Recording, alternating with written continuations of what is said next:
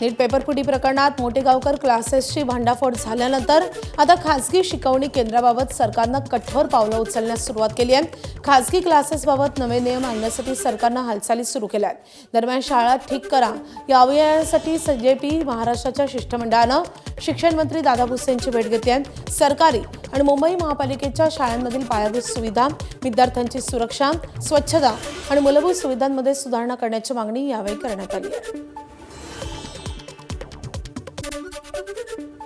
शासकीय शाळा आहेत किंवा अनुदानित शाळा आहेत, याच येणाऱ्या महिन्याभरामध्ये साधारणतः 30,000 शिक्षकांची भरती होते आहे।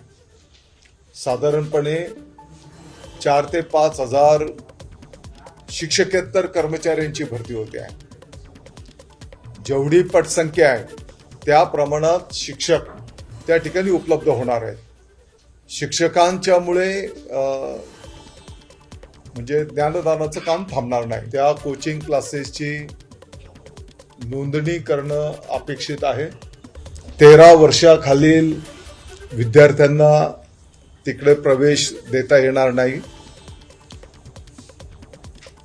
इतर शाळांमध्ये जे शिक्षक बंधू भगिनी आता कार्यरत आहेत त्यांना कोचिंग क्लासेसमध्ये सहभाग घेता येणार नाही। शाळा महाविद्यालयाच्या आवारामध्ये हे कोचिंग क्लासेस चालवता येणार नाहीत।